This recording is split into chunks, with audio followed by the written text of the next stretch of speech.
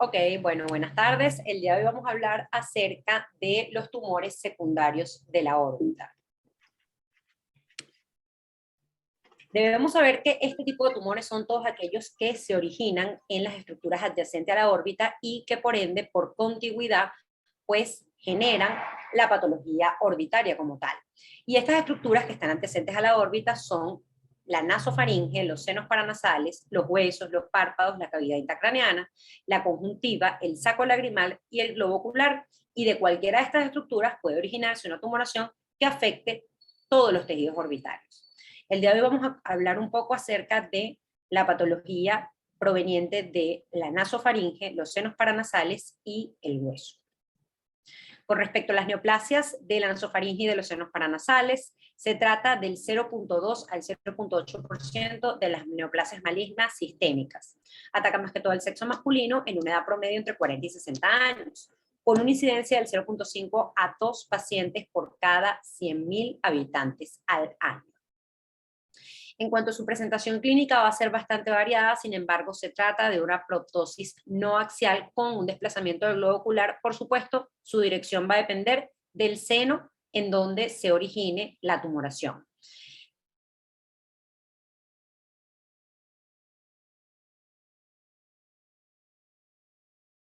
Como dije anteriormente, dependiendo de la localización de la tumoración. Pero en este caso también vamos a tener asociados síntomas y signos nasales, como por ejemplo obstrucción nasal o epistaxis. Y como dijimos, la presentación clínica va a variar de acuerdo a el seno en donde se origine la tumoración primaria. Si se origina en el seno maxilar, el desplazamiento del globo ocular va a ser hacia arriba, con dolor infraorbitario. Incluso en ocasiones podemos palpar una masa que puede ser dolorosa la palpación y distorsión, por supuesto, del maxilar afectado. Mientras que se ataca el seno etmoidal, va a haber un desplazamiento típico del globo ocular hacia abajo y hacia la parte temporal de la órbita. De estas neoplasias, el 45% tienen invasión a órbita y se van a dividir en las derivadas del epitelio metaplásico y de las derivadas del epitelio mucoseroso. Entre las derivadas del epitelio metaplásico, la que más comúnmente va a atacar la órbita o se va a extender hacia la órbita es el carcinoma de células escamosas, pero también los tumores transicionales pueden hacer. Y del epitelio mucoseroso, el adenocarcinoma y la neoplasia de las glándulas salivales son las que van a atacar la órbita más comúnmente. En cuanto al carcinoma de células escamosas, se trata, por supuesto, de un tumor maligno. De los epiteliales es el más frecuente, representa del 60 al 70% de la tumoración epitelial en general. Y el sitio de origen en orden de frecuencia va a ser, en primer lugar, el seno maxilar, luego la cavidad nasal, luego el seno etmoidal y efenoidal. Sin embargo, este es el orden de frecuencia, pero en cualquiera de estos senos se puede originar la tumoración. La clínica se va a caracterizar por una proptosis, y la proptosis y el desplazamiento del globo ocular o la dirección del desplazamiento va a depender de dónde se origine la tumoración. Puede haber diplopía, es dolorosa la palpación y hay un lagrimeo reflejo debido a la exposición de la superficie ocular de este paciente. Sin embargo, también vamos a tener síntomas orales y nasales. Orales vamos a tener odontalgia y trismo, y nasales podemos presentar obstrucción, epistaxis, sinusitis crónica, entre otros. Faciales, también vamos a ver signos que nos van a llamar la atención, como la asimetría facial y la presencia de parestesias ipsilaterales a la región afectada. Microscópicamente lo que se va a ver es un cúmulo de células moderadamente diferenciadas con un epitelio escamoso queratinizado que pueden ser anaplásicos.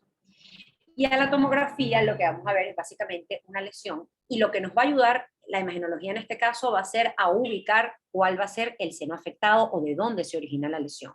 Como podemos ver, es una lesión destructiva que va a, valga la redundancia, destruir el seno que está afectando y los tejidos óseos adyacentes hasta invadir la órbita, con una estructura interna heterogénea e isointensa a los músculos extraoculares. Y con respecto al tratamiento, pues siempre va a ser la extirpación de la lesión. Por supuesto, este se va a guiar de la confirmación histopatológica y del tipo de tumor al que nos estemos enfrentando. Y por supuesto necesitamos un manejo multidisciplinario. Por lo general, el manejo quirúrgico de este tipo de tumoraciones va a ser por parte del servicio de otorrino, y pues el tratamiento coadyuvante va a estar de la mano del servicio de oncología, en donde vamos a tener como opción la radioterapia o la quimioterapia para pues acompañar al tratamiento quirúrgico. Luego tenemos el carcinoma quístico adenoideo, que se trata de una tumoración maligna y agresiva que surge de las glándulas salivales. Se trata de masas localizadas en la cavidad oral que van a ser de un crecimiento lentamente progresivo y de alta incidencia en general. Va a ser frecuente en el sexo femenino y su sitio de aparición en orden de frecuencia es la glándula parótida, luego la glándula submaxilar y las glándulas salivares del paladar. El crecimiento, como dijimos, va a ser lento y es doloroso únicamente en el 30% de los casos. En cuanto a la clínica, pues también vamos a ver una proptosis, pero en este caso va a ser una proptosis no axial, muy discreta también, con un desplazamiento superior del globo ocular. El paciente puede presentar diplopía y disminución de los movimientos oculares y pues en algunos casos afectación de la huesa visual. Sin embargo, como se trata de un tumor lentamente progresivo, no suele haber afectación de la huesa visual en este tipo de pacientes. También vamos a ver desplazamiento de la línea media e hipoestesia de la región facial afectada. Histopatológicamente tiene diferentes formas: la cribriforme, esclerosante y sólido, la comedocarcinomatosa y la tubular, que es la de mejor pronóstico. Y en la tomografía también, como podemos ver acá, vamos a ver una lesión que se origina en el seno maxilar, pero que por supuesto pues se puede extender más allá de él. Se ve la lisis ósea que rodea a la lesión y por supuesto la invasión a las estructuras adyacentes, entre ellas la órbita. El tratamiento también va a ser la resección tumoral, acompañado de radioterapia para eliminar estos restos celulares. Tiene una recurrencia del 32% y un riesgo de metástasis a distancia del 40%, por lo que es muy importante el seguimiento exhaustivo de este tipo de pacientes. Luego tenemos el adenocarcinoma, que se trata de una neoplasia maligna de células epiteliales también. Tiene predilección en este caso por los senos etmoidales y la parte superior de la cavidad nasal. Y el desarrollo o el crecimiento es mucho más rápido que los que mencionamos anteriormente. Clínicamente, pues, la clínica es bastante inespecífica, sin embargo, se trata de una proptosis no axial con un desplazamiento típico del globo ocular hacia la parte inferior y temporal. Va a haber una masa dolorosa a la palpación a nivel de pues la parte superinterna de la órbita adyacente al seno etmoidal. Suelen haber síntomas de obstrucción nasal, alteración del olfato y como signo tardío podemos encontrar dolor, tanto a la palpación como dolor de la región en general.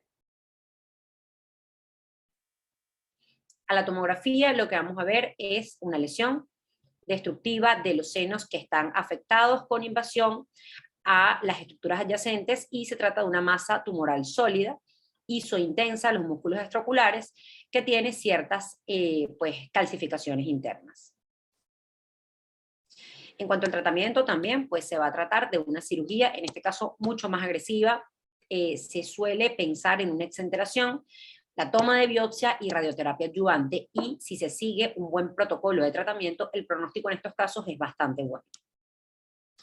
Luego tenemos el melanoma, que es una tumoración bastante infrecuente. Hemos hablado de ella cuando hablamos de los tumores de conjuntiva, y se trata del 7% de todas las neoplasias malignas, en este caso sinusales, en donde los precursores van a ser también los melanocitos, pero los presentes en la mucosa nasal. Se localizan sobre todo, o su lugar de aparición primaria es la parte anterior del septo nasal, y ataca a pacientes entre los 35 y los 50 años. Lo que vamos a ver clínicamente entonces es una proptosis no axial también, discreta en algunos casos, a menos que pues crezca o aumente mucho de tamaño y pueda verse pues mucho más afectada la órbita. Y vamos a ver masas bulosas en la cavidad nasal que van a estar pigmentadas, y por lo general pues el paciente por supuesto va a tener síntomas nasales como obstrucción nasal u epistaxis. El diagnóstico siempre se va a confirmar por medio de estudios histopatológicos e inmunohistoquímicos, y por la imagenología lo que nos va a ayudar es a orientarnos un poco en la localización de la lesión y en la extensión de la misma. A la tomografía vamos a ver pues destrucción de la celda ósea, y a la resonancia magnética vamos a ver una lesión heterogénea e hiperintensa en T1 e isointensa en T2. El tratamiento también va a ser la cirugía radical, se piensa en la exenteración y radioterapia coadyuvante. Recidivas, pues se pueden ver entre el primer y el tercer año posterior al tratamiento y el pronóstico es bastante malo. Sí, de hecho, se habla de una supervivencia a los 5 años entre un 17 y un 38% de los casos. Luego tenemos los tumores dentales, de los cuales el ameloblastoma es una tumoración benigna, pero puede evolucionar a fibrosarcoma ameloblástico y a tumor odontogénico epitelial calcificante. De ellos, pues, como dijimos, el ameloblastoma es benigno, pero el 2% se malignizan y surgen de la mandíbula en la mayoría de los casos. El ameloblastoma se trata entonces de una tumoración benigna de crecimiento lento que se da entre la cuarta y la quinta década de la vida y clínicamente se trata de una masa indolora con un aumento de volumen en la región mandibular y deformidad facial. Alcanza un gran tamaño y puede afectar la órbita, la base del cráneo e incluso la masa encefálica. Y a la imagenología lo que vamos a ver es una lesión multilobulada con trabéculas óseas que adelgaza el hueso circundante, más no lo rompe, pero al adelgazarlo genera una modificación de la estructura facial y altera las estructuras adyacentes. El tratamiento en este caso también es la cirugía, la resección de la lesión como tal, y pues suele haber recurrencia debido a que hay invasión al tejido adyacente, lo cual se trata de la mano con el oncólogo o de la mano con el oncólogo que va a indicar quimioterapia o radioterapia ayudante. Luego tenemos las neoplasias del hueso, de las cuales la displasia fibrosa es bastante frecuente. Se trata de un proceso benigno que ataca a niños y adultos jóvenes. En este caso, no son personas mayores. Y tiene predilección por los huesos del cráneo, es por ello que pues, la órbita se ve atacada en estos casos. Clínicamente vamos a ver un paciente con proptosis, desplazamiento del globo ocular, diplopía y disminución de la motilidad ocular. Por supuesto, la clínica va a ser variada, va a ser dependiendo del hueso que se vea afectado. No siempre va a haber proptosis, pero puede ocurrir y es importante pues analizarla y ver qué es lo que está ocurriendo en el paciente. Por supuesto, solicitarle la imagenología correspondiente para determinar el origen del problema. El pronóstico se basa en que un cuarto de las lesiones recurren en un plazo de 2 a 3 años posterior a la cirugía, por lo cual hay que hacer también un seguimiento exhaustivo de este tipo de pacientes. Y a los rayos X vamos a ver típicamente una imagen de vidrio esmerilado y se trata de lesiones circunscritas que tienen contenido o no contenido, sino formas quísticas en burbujas o ampollas en su interior. A la tomografía vamos a ver este mismo aspecto de vidrio esmerilado que expande el hueso y a la resonancia vamos a ver una lesión isointensa y heterogénea tanto en T1 como en T2. El tratamiento se va a basar en la cirugía estética, en tratar de mejorar la estética del paciente a menos que haya alguna alteración funcional o el nervio óptico esté comprometido, que es cuando vamos a hacer una descompresión quirúrgica, pero en todo caso el manejo es conservador, a menos que exista un problema funcional. Incluso se habla de un manejo médico en donde el uso de corticosteroides sistémicos a corto plazo pues mejora la clínica del paciente. Luego tenemos las neoplasias intracraneales de los cuales el meningioma es pues una patología importante, ya que constituye del 13 al 26% de los tumores intracraneales primarios, con una incidencia de 6 por cada 100.000 habitantes. Sus causas son múltiples, pueden ser radiaciones ionizantes, hormonas sexuales, traumatismos craneoencefálicos o pues patologías hereditarias como la neurofibromatosis o el síndrome de neoplasias endocrinas múltiples. Se trata de una tumoración benigna, ocurre a cualquier edad, pero con un pico entre la sexta y la séptima década de la vida y es más frecuente en mujeres. El meningioma puede atravesar las estructuras, la dura madre, que genera una hiperostosis, o infiltrar la piel y extenderse hacia los compartimentos extracraneales, como en este caso la órbita. Y son sumamente raros. Los sitios los extracraneales, mejor dicho, son de muy rara aparición. Los sitios más frecuentes en donde pueden aparecer es la órbita, la nariz, los senos paranasales y el oído medio, y pues se forma o por una extensión de un meningioma intracraneal primario o por metástasis de un meningioma maligno intracraneal. A la tomografía computarizada lo que vamos a ver es una lesión hiperintensa que va a destruir el hueso adyacente. En este caso podemos ver un meningioma de la vaina del nervio óptico en donde pues hay una lesión hiperintensa, que por supuesto este estudio nos va a ayudar a ubicarla, a determinarla y a ver su tamaño y su extensión. El tratamiento va a ser quirúrgico de la mano del servicio de neurocirugía, por supuesto, donde coadyuvantemente va a actuar el servicio de oncología por medio de la indicación de radioterapia y, por supuesto, observar al paciente. Se reseca la tumoración en caso de que genere problemas funcionales para el paciente. Y bueno, muchas gracias.